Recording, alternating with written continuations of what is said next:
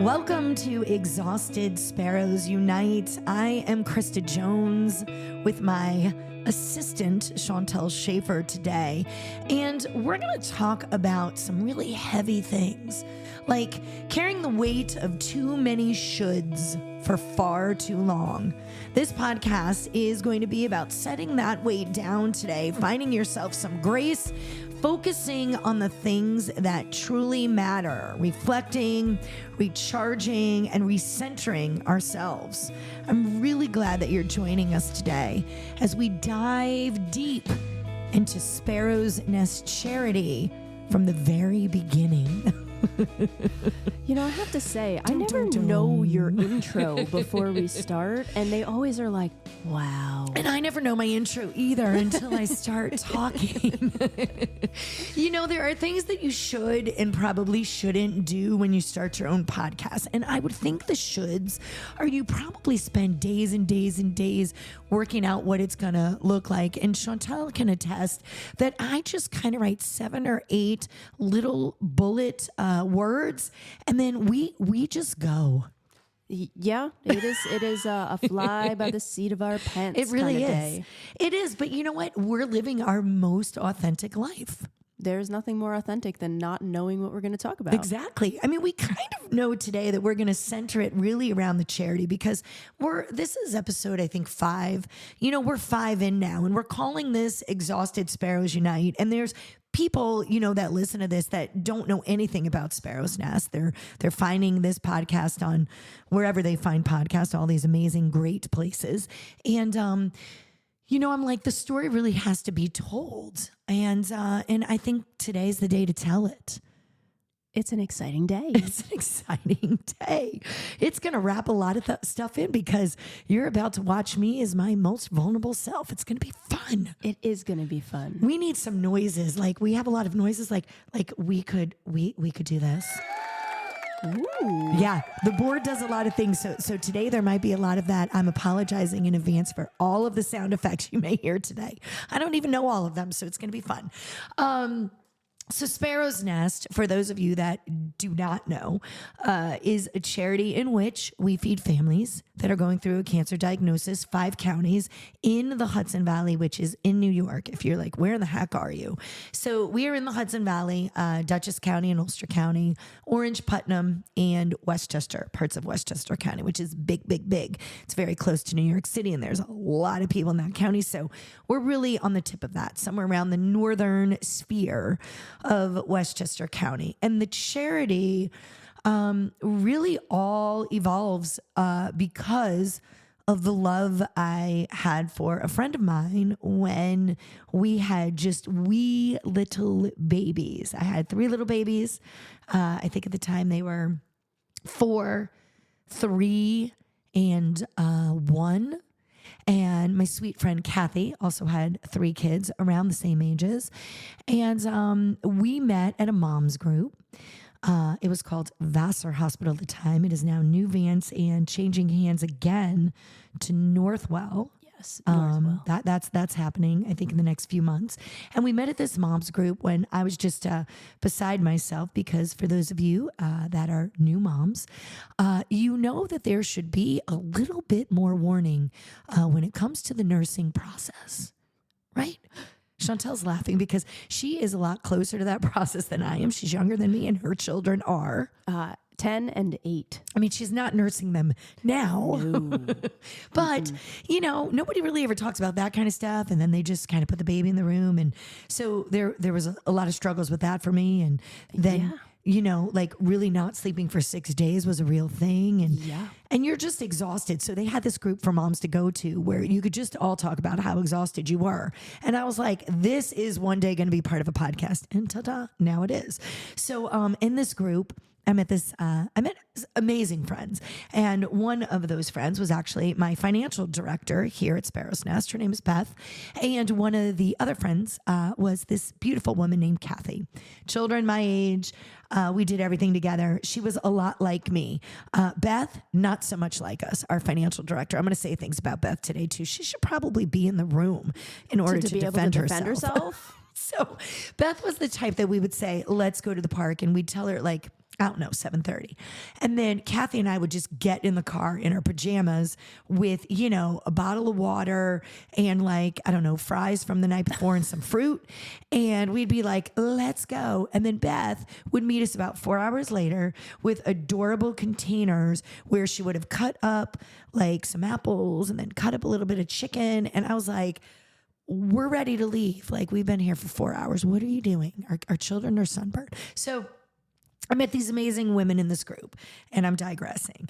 And at the time, this is authentic me. I have ADD. At the time, I was working at a radio station and, just having the time of my life. I was trying to juggle all these small kids, bringing them at 3 a.m. to the station. Mark Bolger and Van Ritchie. Van just passed away. Beautiful man. But, they would watch me walk in and I would nurse them when they started crying on the air. And these men were like, I don't know where to put my eyes. And so, out of that, this loving relationship began with children and radio station and these great friends that I met at this mom's group. And we just used to do a lot together. She was a cool mom. She would just go. She'd be like, let's go to the Crayola factory in New Jersey for the day or whatever. And we would just do like all these great things. That sounds fun. Great things. And she cooked like me. She'd be like, what is in my fridge? And let's throw it all together and let's make some fun casseroles. And I'd be like, yeah, that's great. And she decided to have a weight loss surgery done. And so when we're talking about loving ourselves and our authentic selves. She was the one that introduced me to Jazzercise, where I met our board president, Jen Arco, and all these amazing ladies. And, we were always trying to do the next thing to get the weight off of us. And she ended up having a weight loss surgery done, the band. She did the band. And she wasn't feeling good. And, she was losing a lot of weight and they were worried she wasn't getting enough protein. And one day I was working at an event. I was DJing because I did that as well, weddings and parties. And that's how Chantel and I met. Yeah. Yeah. I DJ'd Chantel's wedding and we'll get to that. And when I was DJing, I got a phone call that she just wasn't feeling well and she decided to go to the hospital. And I don't know, within 2 days, I think we were told, that she had colon cancer. And I had never known anyone to be sick. I don't know how I managed to get to almost 40 years old at the time. I think it was like 38 and not know anyone that was sick. But here it was in front of me. And then there were stages being talked about and there was all this stuff and I didn't know. And the only thing that I really felt that I could do for her decently was cook, because she wasn't giving out a lot of information. I didn't know how to help her. I didn't know how to navigate it. And everybody handles, now I know this, diagnoses completely differently. Yeah. There are people that get really into their faith and they really put it out there, to God. And they're like, I'm praying. I need you to help me through it. There are people that really get into nutrition and they figure out what should I be eating and not eating. And is it true that sugar actually feeds cancer? And I just want to tell you, it is not true. I will have our dietary oncologist on in a few weeks to talk about that as well. But, people handle this differently. And she just really, she was very private in her battle. And so as her friends, we respected it. But we also knew she can use some help. So we just threw food, at her doorstep. We would make meals, put it at the doorstep. If she would see us, that was great. If she didn't feel good and she didn't, that was okay too, because she was the mom of all moms. Her biggest concern was making sure that those kids were fed. It was a huge concern. That's all we care about, as caregivers, is everybody around us. While I'm just in bed, just trying to fight the fight, how is my family being fed? How are the bills getting paid? Is my house clean? Who's bringing my children to their soccer game? Like, all of that as a mom is so mentally exhausting. And as a dad and a caregiver, when you feel helpless and there's nothing you can do because you're so sick. So I just knew I could do this. I lived in Louisiana half my life. I mean, that's what you do in the South. You just cook. You cook for the homecoming queen and the person that, got in a car accident, and, you just cook. So I got a small group of us together. I think we might have stopped having the community come in because that can be overwhelming. And we just started making meals for her because, the community was amazing. But the problem with that is you don't know, one, is the food being cooked in a sanitary kitchen? That's really important when you have so important. no immune system. You don't know if somebody, is bringing you the food, but on the way they're, stopping at Bobby's baseball game and they're talking to friends. And you just don't know if the safety of the food has been compromised. Did it go straight to them, the right temperatures? And probably the biggest thing of all this is, as much as people want to help, there's strangers at her door, and there's strangers at all hours of the day and night. And there were times where she just needed to sleep. Yeah. So we realized it was better for us to just kind of come and go with a couple meals and then just leave her and let her tell us when she needed more and what she needed. And so we kind of, talked to each other, and I said, listen, I'm just starting the schedule. And that's sort of what we did. And, it was a huge help to the family just for them to heat something up. And at the end of the day, Kathy lost her battle, and it was awful to watch that happen. I was there in the final moments of that, and the entire thing was just awful. And it was really awful because it was this mom that was doing everything in her power in her dying breaths, just to make sure that her children were taken care of. It is, I would think, the fear that all of us would have. We just want, I cannot imagine, the thought process that goes behind that to know that your children will be here without you. I mean, that is awful. It's just such an awful feeling. So we were doing everything we could just to love upon these children. And she has an amazing man that had stood behind her all these years. Her husband, of course, was very, very supportive. But the entire journey was not a kind one. It was really, really hard. And when she passed away at her funeral, another friend, came up to me and said, hey, listen, I just want you to know I have this lump on my neck. We're pretty sure it's cancer. Haven't really said much to you. I'm going to the doctor. I want to go on a vacation first because I don't think this is going to be a good outcome. And, I just want you to know. And I was like, what in the world? So she went on vacation. She came back and she said, it is cancer. And I was like, oh, goodness. And right after that, our graphic designer, she said, something's not right. I think I need a hysterectomy. They're telling me that there's cancer there. So had all of these women in my life after Kathy passed that are saying, oh my gosh, I'm diagnosed. My next door neighbor was diagnosed, a teacher at her school. So I was like, what in the world is happening? And, I was working at the radio station, and I said to my husband, some of you have already heard this story, so bear with me, but I said, I need to start this charity.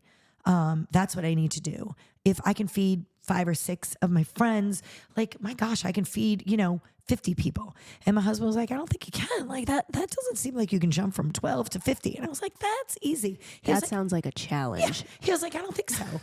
And I said, so listen, we're going to have to build on the back of our home. We're going to have to build a kitchen because at the time, people were friends, and I'm air quoting friends, were saying to me, well, I don't know. That doesn't make sense. I don't think you can do that. I don't think anybody's going to, support that. How would you do that?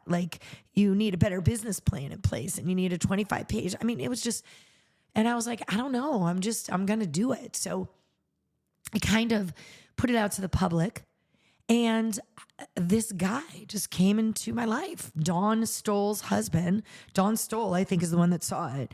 And she's like, hey, George, they want to build this on the back of their home. And this guy just kind of showed up in my house, and he's like, well, what am I doing? That's kind of how he talks, right?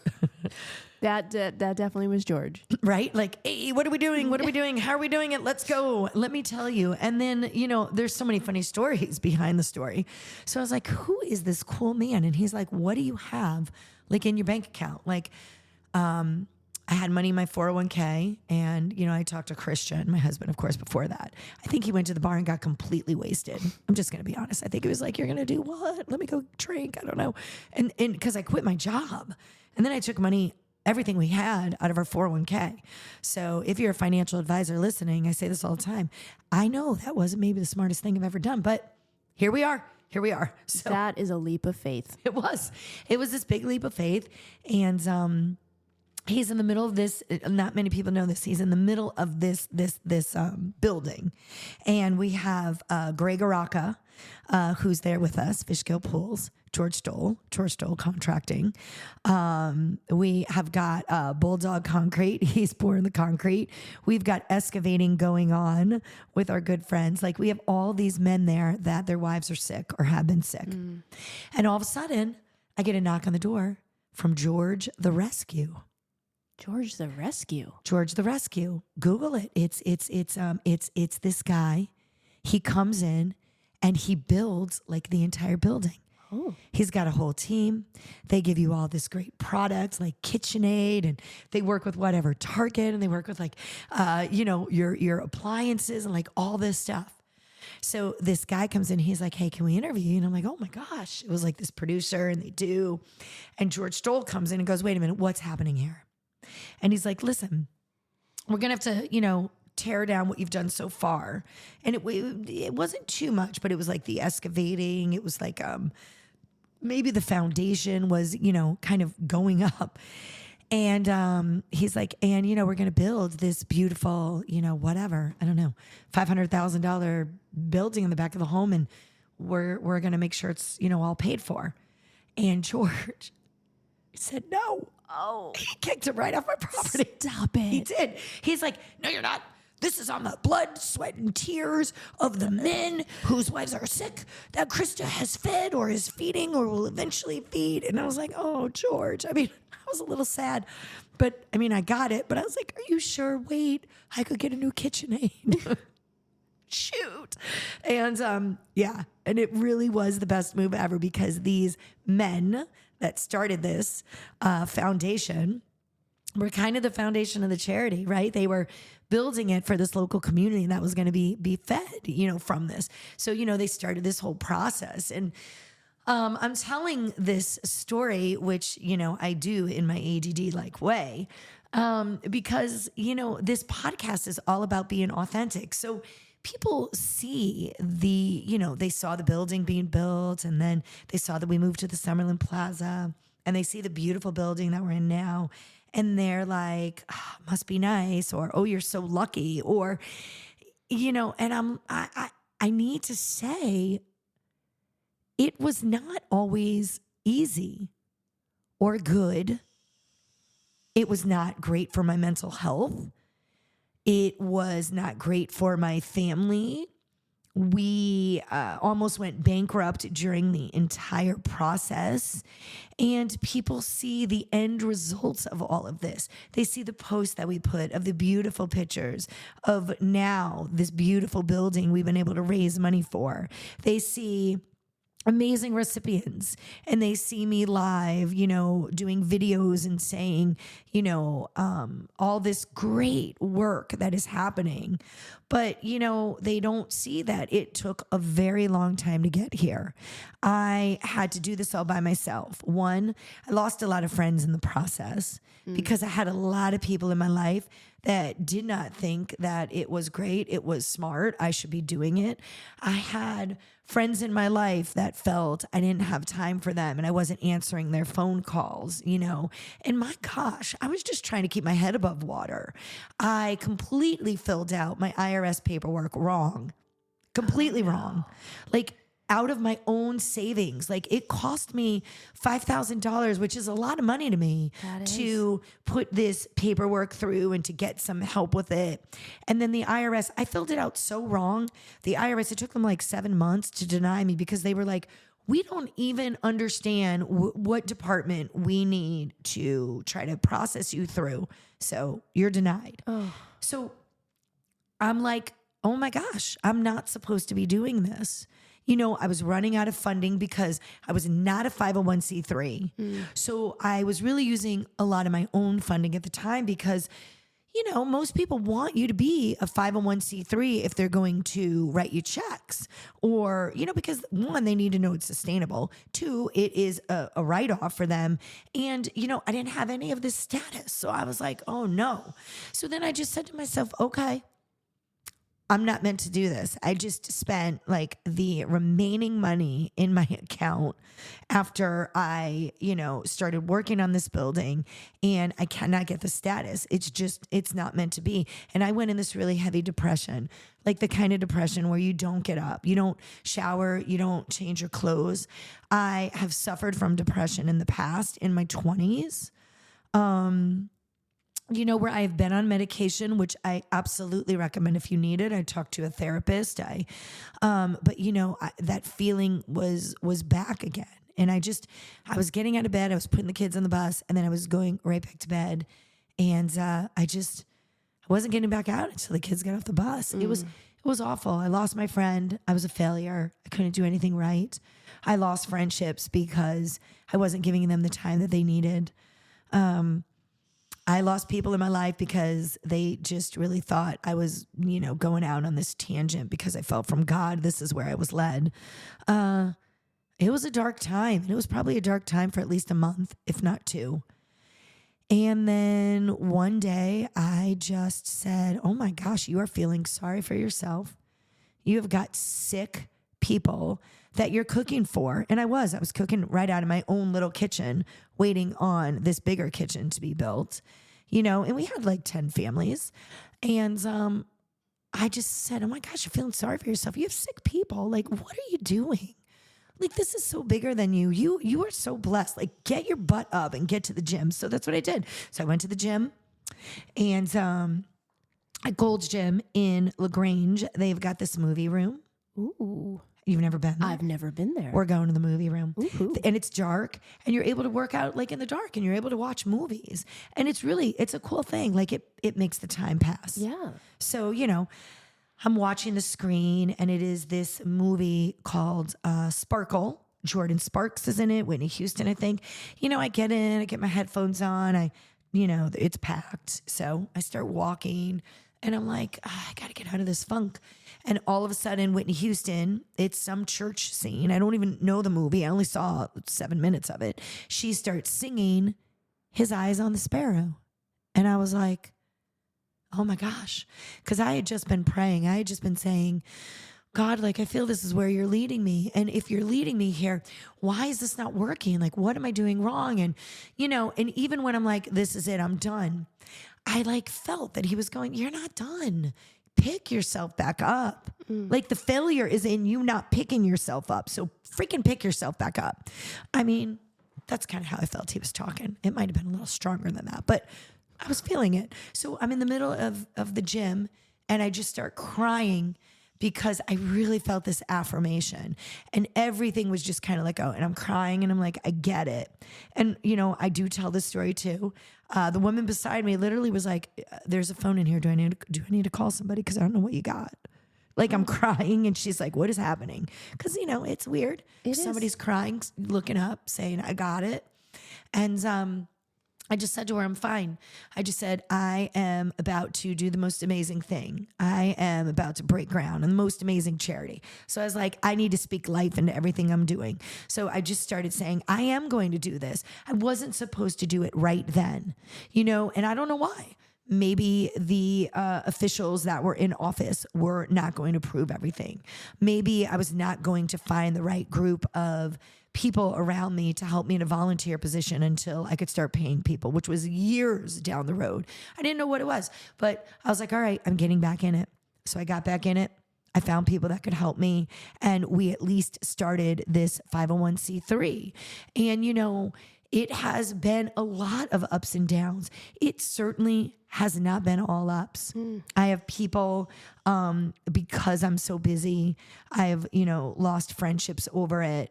I have struggled in my own marriage with this because there are so many people that are sick and just need some home cooked meals that a lot of times, my day is a 16-hour day, and maybe only 12 of it is here, but 4 of it is home. And my husband's like, are we even going to eat? Like, am I in charge of dinners from here on out when you make dinners for 400 other people? I'm like, yes. My kids have suffered. We don't do a lot of vacations. I wasn't paid the first few years. And then when I was paid, it's not a significant amount of money, which I am not complaining about, but it is a charity. And in a charity world, you can't be giving yourself, well, I mean, I guess you can be and people do, but I can't be just paying myself $150,000 and saying I can't worry about anything. And, I've had staff problems. I've had people in place that have not had my back in all different kinds of ways without going into specifics. I have had, people that say I'm not the same person on the outside that I am back here. And it is true. I'm running a business back here. So I am still loving and giving and all of those things. But when I'm back here, I have to make sure the bills are paid. And I have to make sure that if commitments have been given, that they're rectified and that they come to fruition. And so I wrote a post maybe 2 years ago, something like, I need a break. I just put my phone in the fridge. My pants are on back. Like I was having a day. Do you remember the post? I do. I remember that. I wrote this post, and I cannot tell you the people that were so genuinely concerned for my well-being. And I thought, oh my gosh, this happens to me on the daily basis. Like they will commit me if they knew this. But then I also realized in that they don't know that this is my everyday. My everyday is not the post that they see online. Mm-hmm. I mean, it is a beautiful picture of a building and it's wonderful words, and it is a part of my day. But my day might have been hell in a hand basket. And it took everything for me to get that post out. We deal with loss. We deal with betrayal. We deal with navigating a building with 5 women as staff members in it, right? Yeah. We are a family, but we also fight. We deal with contractors and people coming around or not coming around and things being right or things being wrong.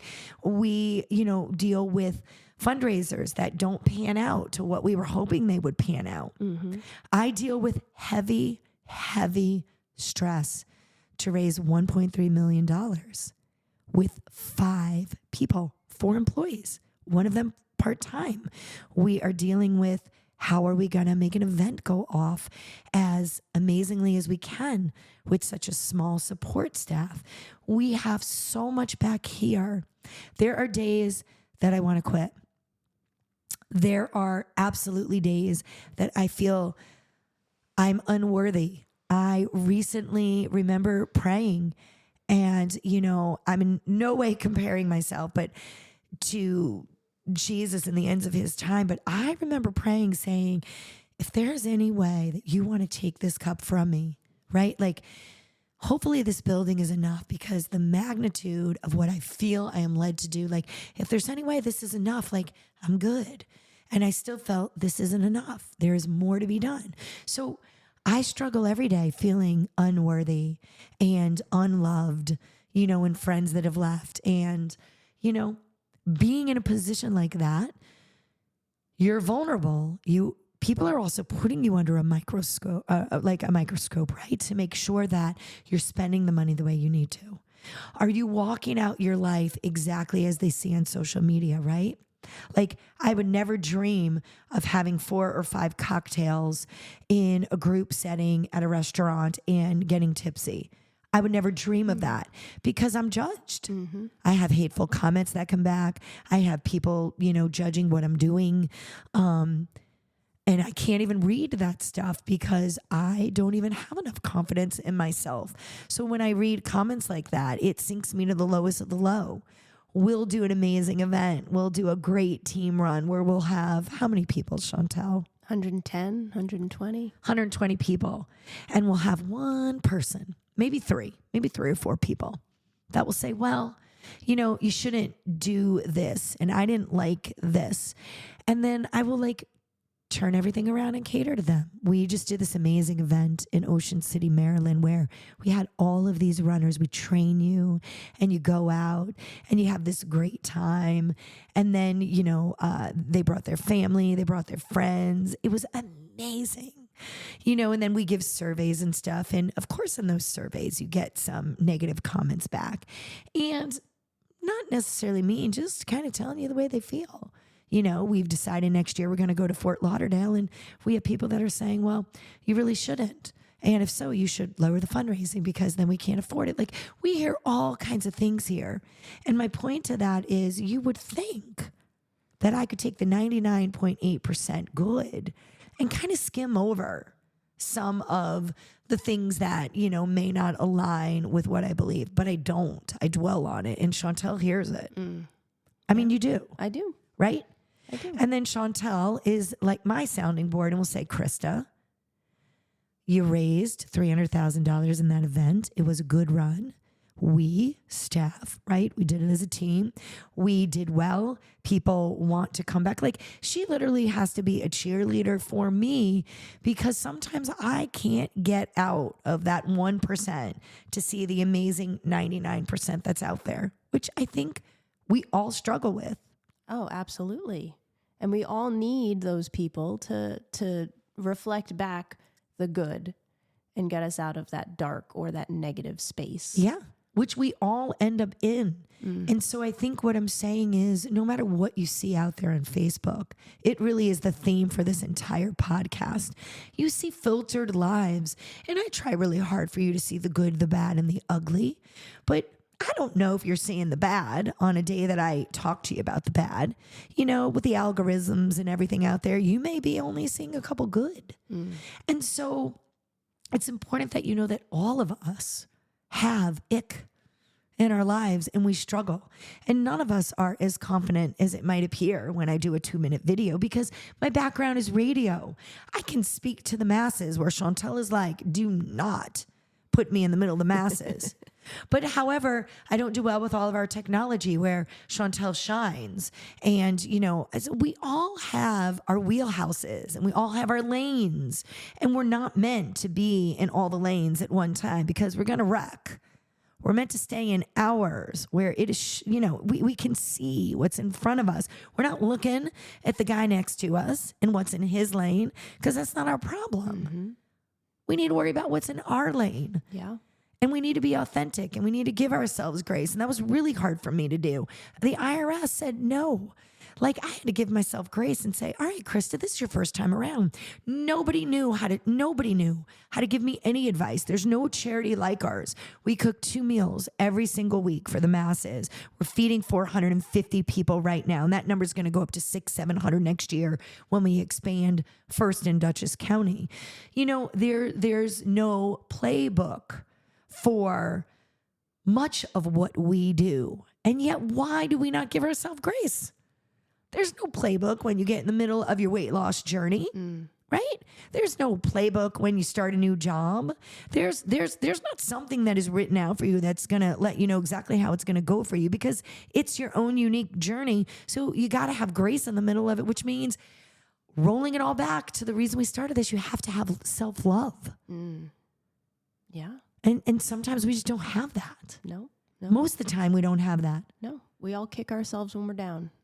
When we make a mistake, we dwell instead of saying, all right, I'm going to learn from that moment and I'm going to do better next time. And I'm going to rise up. Yes. Because the failure is only in the not rising back up. Yep. That's the failure if you stay there. Small little changes, small little things. This charity, so many people look at it now, they've never seen it before. And they're like, oh my gosh, this is massive. And you're feeding 450 people and you're raising 1.3 million. And listen, this was not born yesterday. Rome was not built in a day. This is 12 years of a labor of love and a lot of sacrifices in the making and a lot of wrong decisions.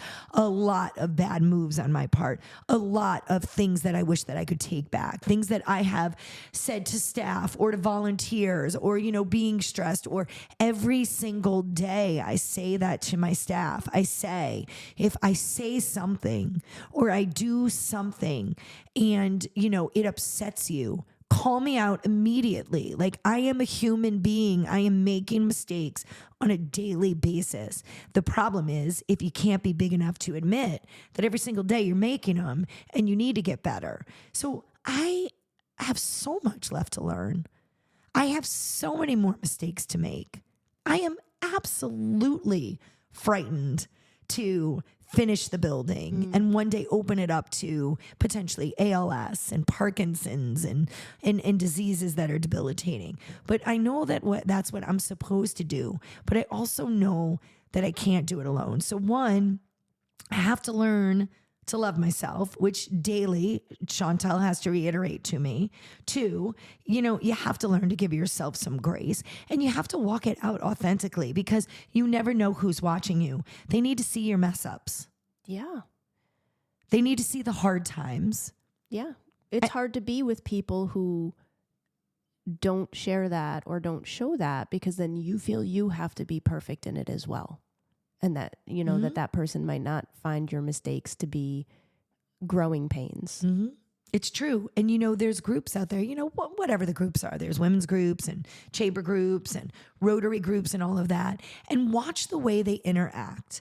The ones that are only telling you about all the good just stay really, really superficial. And a lot of times those are the groups I won't really speak in. I don't really say much in, because we're not really getting into reality. We're getting the cliff notes. But the groups that get a little bit more raw, and somebody may come in and go, oh my gosh, guys, this advertising campaign, it's killing me. Like I'm struggling and I don't know. And, and then we're like, oh, well, like how, what do you need? Those are the groups where you grow. Cause you getting in a group like that and being vulnerable is then letting somebody else be vulnerable. Because if we're all just, it's great, it's fine, that's the group. Nobody's getting in the middle of that group and going, well, actually, it's not fine at all. Nobody wants to be the one doing that. So we need these real groups, real friends, real groups that are letting us live our best authentic life, so that, and groups where we can say, I need help, because that's something I do not do, and I don't do it well. No. I feel like over the past year, you've gotten a little better here, where you'll pass things off and say, get this done, and you'll release it. That's good. That's progress. It is. It is. But it's hard. It's hard to ask for help sometimes. And what I've realized, is the whole irony of it. We are asking you, when you are diagnosed with cancer, to come forward so that we can help you. That's a lot of trust you have to put in strangers. And yet I don't want to ask for help when I need help. So I'm aware of the oxymoron here. I'm aware that I don't ever like to ask for help, but yet I want to help so many other people. And somebody once said to me, and then I passed it on to a friend, because it's really made me start accepting help. Somebody said to me, it is like a gift, right? Because that's how I feel when I'm helping somebody. It is such a gift to be able to help somebody and to relieve some stress. Mm-hmm. And if you now say, no, I don't need it, you have taken my joy away as the gift giver, as the person that was going to be able to help you. You've taken some joy away from me, because now you are not letting me help you in a situation that would bring me joy to get something off of your plate. Yeah. And I was like, oof, that's true. Yeah. Darn it. That is so true. It is. So the podcast, Exhausted Sparrows Unite, is just really because we are exhausted. We're exhausted here because it's a lot. It's a lot of heaviness. It's a lot of joy too, but a lot of heaviness, and we're just, trying to do it all just as a society, as a person. You're trying to work the best you can at work, make your bosses happy, or be the boss where you're not shutting it off at night. So you're trying to do the best you can there because you need to survive and you need to put food on the table. And you're trying to be the best mom or the best dad or the best sibling, or you're taking care of your mom or your dad and you're trying to be the best caregiver, or you're, or you're a mommy and a daddy to fur babies, and which are, as Shanta can tell you, just as much work because she has a new fur baby. I do. Little kitty. Little kitty. Right? And we're just all trying to do so much, and there's just not enough hours in the day. So the best thing that we can do is give ourselves some grace and realize in whatever season that we're in that we're gonna potentially drop some balls, or we're not gonna be able to juggle them as well. So we do have to put priorities out there and know that there are some things that we can never get to. And we have to live authentically. And that means social media and all. Yeah. Our words are important, and how other people perceive us is important. So every once in a while, just going on to social media or going into your workplace or whatever and saying, hey, today I'm not okay. Today I'm not okay. I don't have it all together. Today I have a lot on my plate. I'm stressed out today. I got issues with my children at school. To make yourself a little bit vulnerable, it will help the people that you are around be vulnerable as well. And I think it makes everybody better. It does. When you can share that. It does. And you've done work yourself, Chantal, over the years working on, I think all of us have this need to let people know, I'm fine. It's fine. It's all, we have shirts like that here. It's all fine. And sometimes nothing is fine at all. Mm-hmm. And we have to find a tribe of people that it's okay to be real around. Yeah. Yeah. You can't do it all alone. And you can't keep it all inside. That's not healthy either. No. You got to let it out. And it might be your spouse. It might be your friends. It might be your boss. Chris has experienced some of my messy. And that's okay. Yeah. Because I do think, even in the workplace, I mean, listen, I'm not saying I get it, you're in a workplace but you should find some people. And I hope that your boss can be one of them. And if you are a boss, I hope that you hear this and you can, somehow put this into action. But just to have somebody go to you and say, my work, I'm a little out of it today. I want to be honest. I want to let you know there's some things going on at home. It could be a 2-minute conversation, but it's great to have those conversations just so that, we all know, because people sense it. Yeah. And so trying to convince people otherwise, sometimes that's even worse. And it'll affect your work. It will. It'll affect everything, everything and everyone that is around you. And all I can say here is that, this is a big charity. We are doing amazing work and lots of good, but there's plenty behind the scenes that is a struggle. There's plenty of decisions that need to be made, and there's plenty of people that need to be pruned, plenty of thorns that have to be pruned from the bushes so that we can grow. And all of it is really okay. Yeah. Yeah. So this charity is part of the reason that this podcast exists, because there is a lot of love that goes into this, and I am exhausted all the time, and I want to make sure that my authentic self is always showing, and I want to spread the word about the good that we do. We feed families that are in the middle of their diagnosis. Every single week, they get 2 meals from us. They get fruits and vegetables and cookies, because cookies are love. Yes. As well as cheese. Oh, cheese. I saw a reel where somebody said that cheese is the most instantaneous antidepressant out there, and I have never heard something more true. More true. Mm-hmm. And we put cheese on a lot of food here, unless you have dairy issues. Then I feel sad for you. Yeah. But I do put the cheese on the side in case you want to cheat and have a little cheese. But, our job here is just to help people. And I think this podcast is just an extension of that so that we can live this life out authentically with you guys, letting you know, that you are not alone. And if you're sad and if you're lonely and you want to be around other people that are just trying to give themselves grace, come to us. We have so many volunteer opportunities if you live in our area. And if you don't, look us up online. We've got a lot of runs that could be in your area.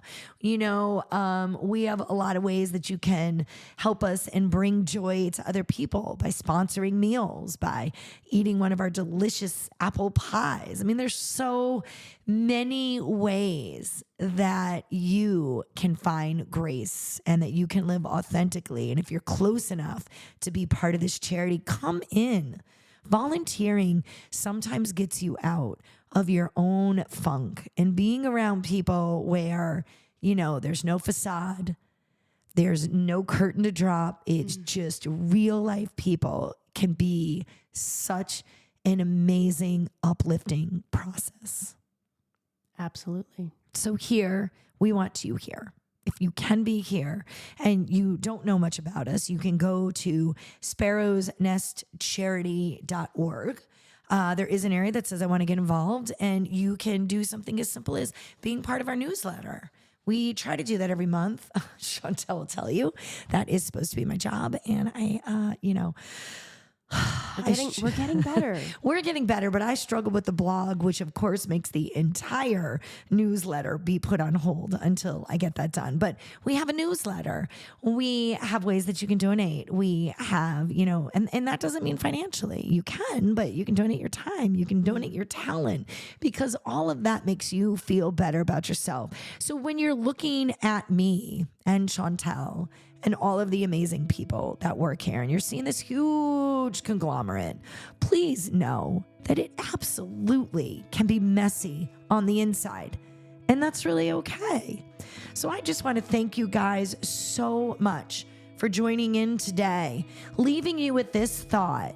You do not have to be anything other than yourself. In a world that is pushing us to be perfect, being real is, it's kind of like a form of rebellion. So keep showing up, flaws and all. Give yourself permission to rest and to stumble, but get up and grow. Thank you so much for being with Chantel and I on Exhausted Sparrows Unite. We cannot wait to see where this journey takes us together.